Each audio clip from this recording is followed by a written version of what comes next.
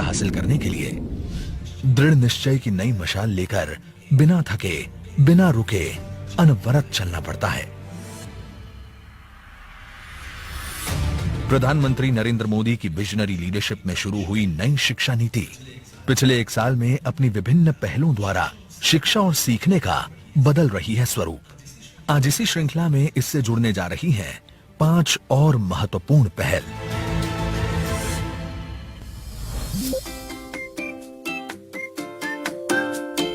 डीपीडब्ल्यूडी के भारतीय सांकेतिक भाषा अनुसंधान और प्रशिक्षण केंद्र ISLRTC द्वारा छात्रों के भाषा कौशल को बढ़ाने के लिए ISL यानी इंडियन साइन लैंग्वेज डिक्शनरी के 10,000 शब्द किए गए हैं विकसित। इसमें स्कूली शिक्षा स्तर पर universal design of learning UDL के अनुरूप ISL, स्पीच और टेक्स्ट तीनों का समावेश कर दीक्षा पोर्टल पर अपलोड किया गया है। इससे लाभान्वित होंगे श्रवण बाधित शिक्षक समेत 13 लाख विद्यार्थी एवं विषय के रूप में पढ़ाने और सीखने में भी मिलेगी मदद।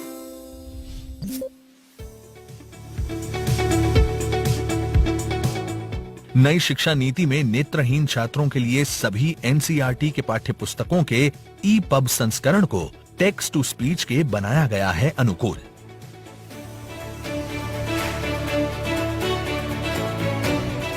इसके अलावा NCERT ने 2000 पाठों पर आधारित ऑडियो भी किए हैं विकसित।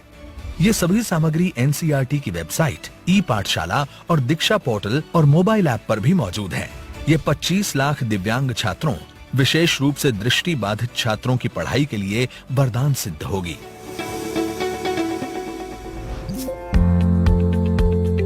NCERT द्वारा शिक्षकों के फाउंडेशन लिटरेसी और न्यूमरेसी FLN के लिए खेल, गीत, शिल्प एक्टिविटी और खिलौने आधारित सीखने की प्रक्रिया पर विशेष प्रशिक्षण कोर्स किया गया है विकसित। निष्ठा 3.0 प्रशिक्षण दीक्षा प्लेटफॉर्म पर ऑनलाइन किया जाएगा आयोजित। ये क्षेत्रीय भाषा में भी है उपलब्ध। इस प्रशिक्षण के माध्यम से लगभग 25 लाख शिक्षक और प्रधान शिक्षक होंगे लाभान्वित और उनके शिक्षण कौशल में भी होगी वृद्धि।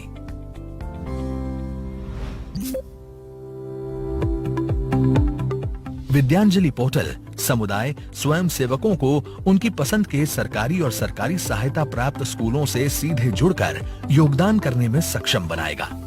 इसमें कोई भी सेवारत और सेवानिवृत्त शिक्षक, सरकारी, अर्ध सरकारी, अधिकारी, गृहिणी और कोई अन्य साक्षर व्यक्ति स्वेच्छा से कर सकता है योगदान।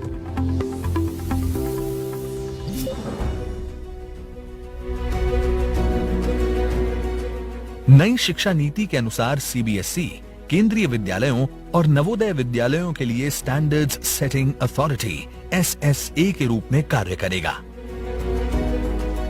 CBSE ने स्कूलों के कामकाज के सभी क्षेत्रों को शामिल करते हुए एक SQAA ढांचा किया है तैयार, जो सेल्फ डिस्क्लोजर आधारित है और पब्लिक डोमेन में रहेगा। 25,606 स्कूल, लगभग 2 करोड़ बच्चे और 10 लाख शिक्षक इसमें शामिल हैं।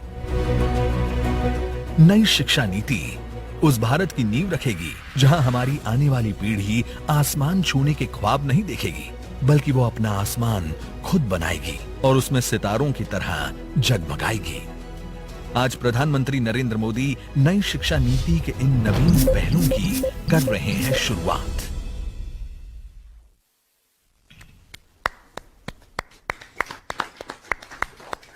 माननीय प्रधानमंत्री जी को विनम्र निवेदन करता हूं, आज अभी हम सभी को संबोधित करें।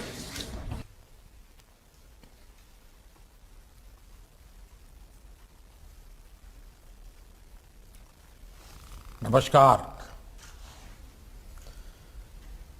शिक्षक पर्व के इस महत्वपूर्ण कार्यक्रम में हमारे साथ जुड़ रहे कैबिनेट में मेरे सहयोगी श्री धर्मेंद्र प्रधान जी, श्रीमती अन्नपूर्णा देवी जी, डॉक्टर सुभाष सरकार जी, डॉक्टर राजकुमार रंजन सिंह जी, देश के अलग अलग राज्यों के माननीय शिक्षा मंत्रीगण, राष्ट्रीय शिक्षा नीति के प्रारूप को तैयार करने वाली समिति के अध्यक्ष डॉक्टर कस्तूरी रंगन जी, उनकी टीम के सभी माननीय सम्मानित सदस्यगण, पूरे देश से हमारे साथ मौजूद सभी विद्वान प्राचार्यगण, शिक्षकगण और प्यारे विद्यार्थियों, मैं सबसे पहले राष्ट्रीय पुरस्कार प्राप्त करने वाले हमारे शिक्षकों को बहुत बहुत बधाई देता हूं। आप सभी ने कठिन समय में देश में शिक्षा के लिए, विद्यार्थियों के भविष्य के लिए जो एक निष्ठ प्रयास किया है, योगदान दिया है, वो अतुलनीय है, सराहनीय है। इस कार्यक्रम में हमारे जो विद्यार्थी उपस्थित हैं, मैं उनके भी चेहरे स्क्रीन पर देख रहा हूं। 1.5-2 सालों में पहली बार ये अलग सी चमक आपके चेहरों पर दिख रही है। ये चमक संभवतः स्कूल्स खुलने की लगती है। लंबे समय बाद स्कूल जाना, दोस्तों से मिलना, क्लास में पढ़ाई करना, इसका आनंद ही कुछ और होता है। लेकिन उत्साह के साथ साथ कोरोना नियमों का पालन भी हम सबको, आपको भी पूरी कड़ाई से करना है। साथियों, आज शिक्षक पर्व के अवसर पर अनेक नई योजनाओं का प्रारंभ हुआ है और अभी हमने एक छोटी सी फिल्म के द्वारा इन सभी योजनाओं के विषय में जानकारी प्राप्त की। ये इनिशिएटिव इसलिए भी अहम है क्योंकि देश अभी आजादी का अमृत महोत्सव मना रहा है। आजादी के 100 वर्ष होने पर भारत कैसा होगा, इसके लिए आज भारत नए संकल्प ले रहा है। आज जो योजनाएं शुरू हुई हैं, वो भविष्य के भारत को आकार देने में अहम भूमिका निभाएगी। आज विद्यांजलि 2.0, निष्ठा 3.0, टॉकिंग बुक्स और यूएलडी बेस आईएसएल डिक्शनरी जैसे नए प्रोग्राम्स और व्यवस्थाएं लॉन्च की गई है। School quality assessment and assurance framework यानी SQAAF जैसी आधुनिक शुरुआत भी हुई है। मुझे पूरा भरोसा है कि ये न केवल हमारे एजुकेशन सिस्टम को ग्लोबली कॉम्पिटिटिव बनाएगी, बल्कि हमारे युवाओं को भी फ्यूचर रेडी बनाने में बहुत मदद करेगी। साथियों, इस कोरोना काल में आप सभी दिखा चुके हैं कि हमारी शिक्षा व्यवस्था का सामर्थ्य कितना ज्यादा है। चुनौतियां अनेक थी, लेकिन आप सभी ने उन चुनौतियों को तेजी से समाधान भी किया।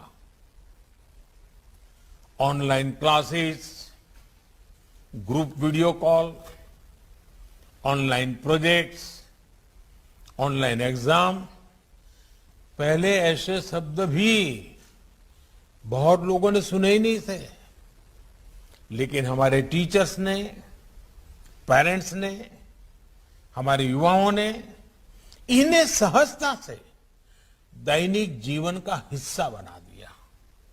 साथियों, अब समय है कि हम अपनी इन क्षमताओं को आगे बढ़ाएं।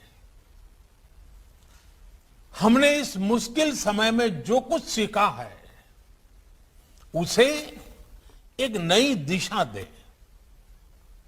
सौभाग्य से आज एक और देश के पास बदलाव का वातावरण है, तो साथ ही नई राष्ट्रीय शिक्षा नीति जैसी आधुनिक और फ्यूचरिस्टिक पॉलिसी भी है। इसलिए पिछले कुछ समय से देश लगातार एजुकेशन सेक्टर में एक के बाद एक नए निर्णय ले रहा है, एक ट्रांसफॉर्मेशन होते देख रहा है। और इसके पीछे जो सबसे बड़ी शक्ति है, उस और मैं आप सभी विद्वानों का ध्यान आकर्षित करना चाहता हूं। ये अभियान केवल पॉलिसी बेस्ड नहीं है, बल्कि पार्टिसिपेशन बेस्ड है। एनईपी के फॉर्मुलेशन से लेकर इंप्लीमेंटेशन तक हर स्तर पर एकेडमिशियंस का, एक्सपर्ट्स का, टीचर्स का, सबका योगदान रहा है। आप सभी इसके लिए प्रशंसा के पात्र हैं। अब हमें इस भागीदारी को एक नए स्तर तक लेकर जाना है। हमें इसमें समाज को भी जोड़ना है। साथियों, हमारे यहां कहा गया है, व्यये कृते वर्धते एव नित्यम विद्या धनम सर्वधन प्रधानम। अर्थात विद्या सभी संपदाओं में, सभी संपत्तियों में सबसे बड़ी संपत्ति है, क्योंकि विद्या ही ऐसा धन है जो दूसरों को देने से, दान करने से बढ़ती है। विद्या का दान शिक्षा देने वाले के जीवन में भी बहुत बड़ा परिवर्तन लाता है। इस कार्यक्रम में जुड़े आप सभी शिक्षकों ने भी हृदय से ये महसूस किया होगा। किसी को कुछ नया सिखा देने का जो सुख और संतोष होता है, वो अलग ही होता है। विद्यांजलि 2.0 इसी पुरातन परंपरा को अब एक नए कलेवर में मजबूत करेगी। देश ने सबका साथ, सबका विकास, सबका विश्वास के साथ सबका प्रयास का जो संकल्प लिया है, विद्यांजलि 2.0 उसके लिए एक बहुत ही जीवंत प्लेटफॉर्म की तरह है, वाइब्रेंट प्लेटफॉर्म की तरह है। इसमें हमारे समाज को, हमारे प्राइवेट सेक्टर को आगे आना है और सरकारी स्कूलों में शिक्षा की गुणवत्ता बढ़ाने में अपना योगदान देना है। साथियों, अनादिकाल से भारत में समाज की सामूहिक शक्ति पर भरोसा किया गया है। ये अरसे तक हमारी सामाजिक परंपरा का हिस्सा रहा है। जब समाज मिलकर कुछ करता है तो इच्छित परिणाम अवश्य मिलते हैं। और आपने ये देखा होगा और देखा है कि बीते कुछ वर्षों में जन भागीदारी अब फिर भारत का नेशनल कैरेक्टर बनता जा रहा है। पिछले 6-7 वर्षों में जन भागीदारी की ताकत से भारत में ऐसे ऐसे कार्य हुए हैं जिनकी कोई कल्पना भी नहीं कर सकता था। चाहे स्वच्छता आंदोलन हो, गिव इट अप की स्पिरिट से हर गरीब के घर में गैस का कनेक्शन पहुंचाना हो, गरीबों को डिजिटल लेन देन सिखाना हो, हर क्षेत्र में भारत की प्रगति ने जन भागीदार से ऊर्जा पाई है। अब विद्यांजलि भी इसी कड़ी में एक सुनहरा अध्याय बनने जा रही है। विद्यांजलि देश के हर नागरिक के लिए आह्वान है कि वो इसमें भागीदार बने, देश के भविष्य को गढ़ने में अपनी सक्रिय भूमिका निभाएं, 2 कदम आगे आएं। आप एक इंजीनियर हो सकते हैं, एक डॉक्टर हो सकते हैं, एक रिसर्च साइंटिस्ट हो सकते हैं, आप कहीं आईएएस ऑफिसर बनकर के कहीं कलेक्टर के रूप में कहीं काम करते हो, फिर भी आप किसी स्कूल में जाकर बच्चों को कितना कुछ सिखा सकते हैं। आपके जरिए उन बच्चों को जो सीखने को मिलेगा, उससे उनके सपनों को नई दिशा मिल सकती है। आप और हम ऐसे कितने ही लोगों के बारे में जानते हैं जो ऐसा कर भी रहे हैं। कोई बैंक का रिटायर्ड मैनेजर है, लेकिन उत्तराखंड में दूर दराज पहाड़ी क्षेत्रों के स्कूलों में बच्चों को पढ़ा रहा है निवृत्ति के बाद।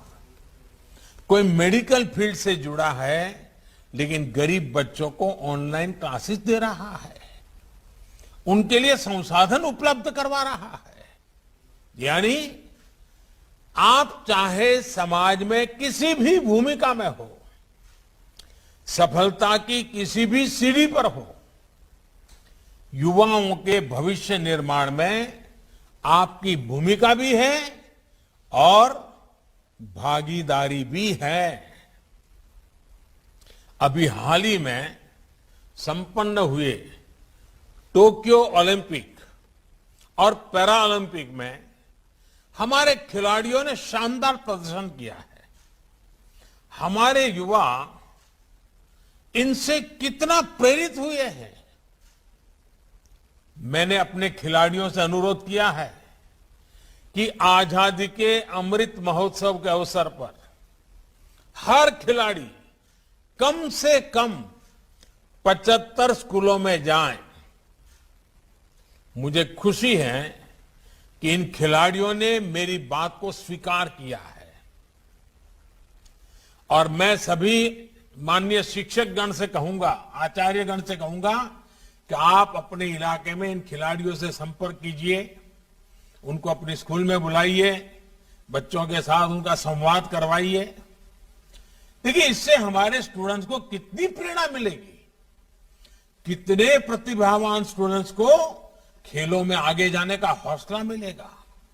साथियों, आज एक और महत्वपूर्ण शुरुआत school quality assessment and assurance framework यानी SQAAF के माध्यम से भी हो रही है।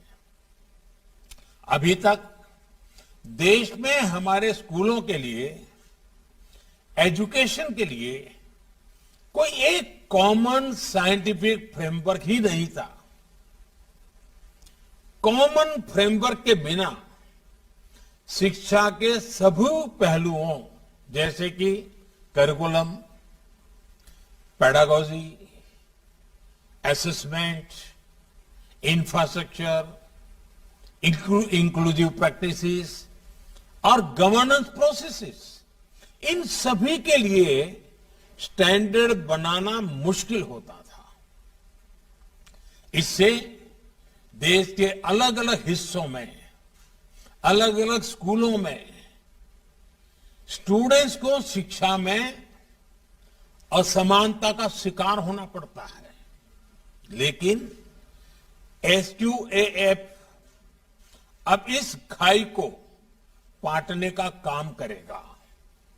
इसकी सबसे बड़ी खूबी है कि इस फ्रेमवर्क में अपनी जरूरत के हिसाब से बदलाव करने की फ्लेक्सिबिलिटी भी राज्य के पास होगी। स्कूल्स भी इसके आधार पर अपना मूल्यांकन खुद ही कर सकेंगे।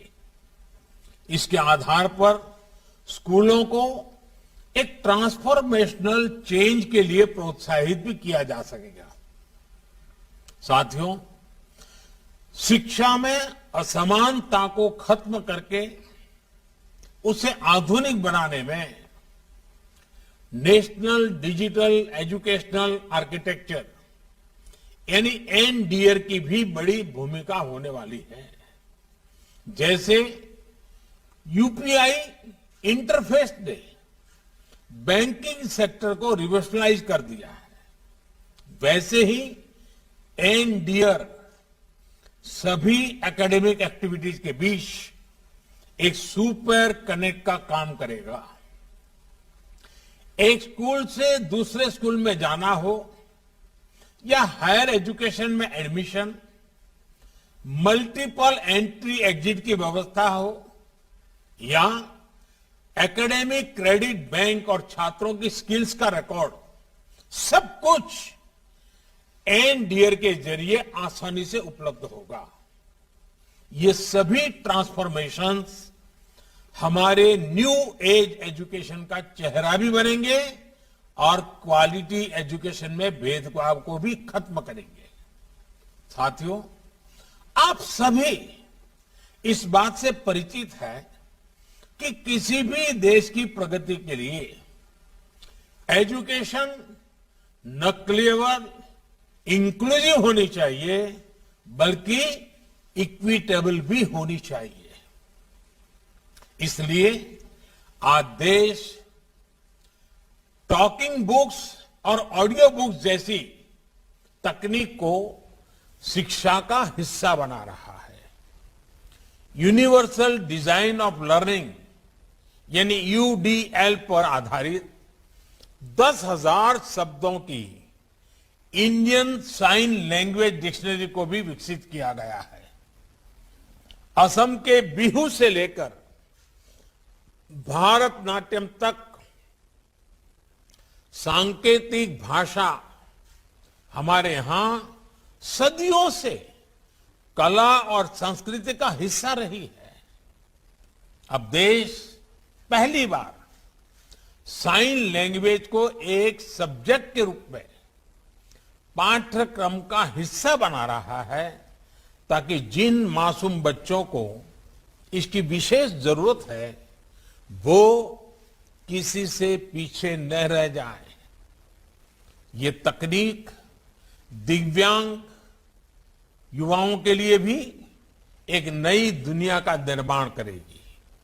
इसी तरह निपुण भारत अभियान में 3 वर्ष से 8 साल तक के बच्चों के लिए foundational literacy and numeracy mission launch किया गया है।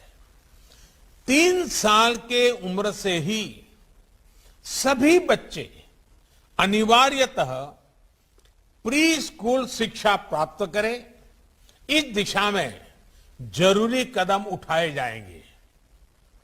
इन सभी प्रयासों को हमें काफी आगे तक लेकर जाना है और इसमें आप सभी की, विशेष करके हमारे शिक्षक मित्रों की भूमिका बहुत बड़ी महत्वपूर्ण है। साथियों, हमारे शास्त्रों में कहा गया है, दृष्टांतो नैव दृष्टः त्रिभुवन जठरे सद्गुरो ज्ञानदातु, अर्थात पूरे ब्रह्मांड में गुरु की कोई उपमा नहीं होती, कोई बराबरी नहीं होती। जो काम गुरु कर सकता है वो कोई नहीं कर सकता। इसलिए आज देश अपने युवाओं के लिए शिक्षा से जुड़े जो भी प्रयास कर रहा है उसकी बागडोर हमारे इन शिक्षक भाई बहनों के ही हाथों में है। लेकिन तेजी से बदलते इस दौर में हमारे शिक्षकों को भी नई व्यवस्थाओं और तकनीकों के बारे में तेजी से सीखना होता है। निष्ठा ट्रेनिंग प्रोग्राम से, इस ट्रेनिंग प्रोग्राम का एक अच्छा सा निष्ठा आपके सामने अभी प्रस्तुत किया गया। इस निष्ठा ट्रेनिंग प्रोग्राम के जरिए देश अपने टीचर्स को इन्हीं बदलावों के लिए तैयार कर रहा है। निष्ठा 3.0 अब इस दिशा में एक और अगला कदम है और मैं इसे बहुत महत्वपूर्ण कदम मानता हूं। हमारे टीचर्स जब competency based teaching, art integration, high order thinking और क्रिएटिव एंड क्रिटिकल थिंकिंग जैसे नए तौर तरीकों से परिचित होंगे तो वो भविष्य के लिए युवाओं को और सहजता से गढ़ पाएंगे। साथियों, भारत के शिक्षकों में किसी भी ग्लोबल स्टैंडर्ड पर खरा उतरने की क्षमता तो है ही, साथ ही उनके पास अपनी विशेष पूंजी भी है। उनकी ये विशेष पूंजी, ये विशेष ताकत है उनके भीतर के भारतीय संस्कार। और मैं आपको मेरे 2 अनुभव बताना चाहता हूं।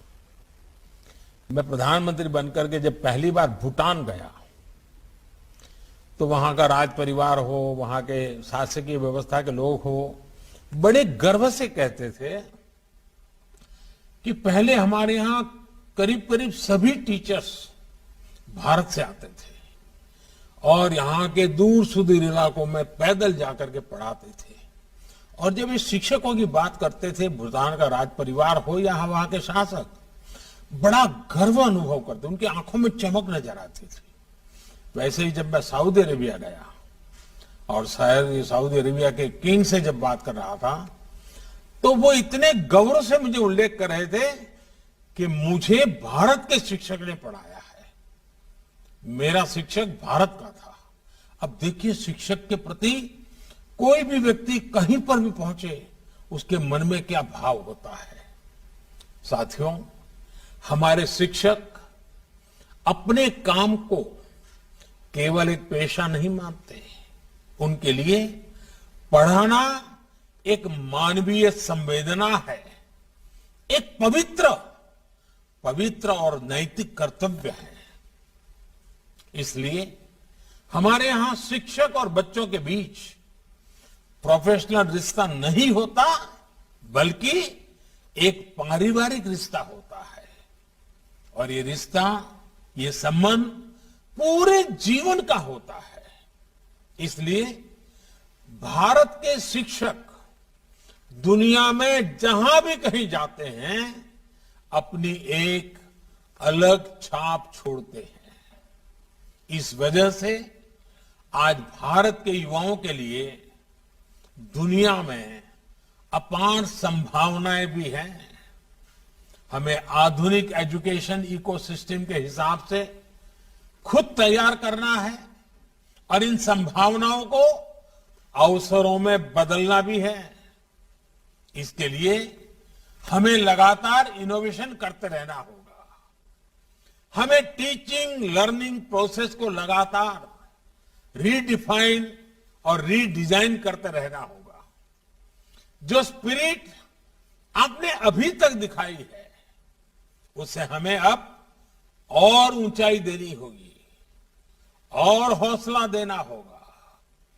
मुझे बताया गया है कि शिक्षक पर्व के इस अवसर पर आप आज से 17 सितंबर तक, 17 सितंबर हमारे देश में विश्वकर्मा जयंती के रूप में मनाया जाता है।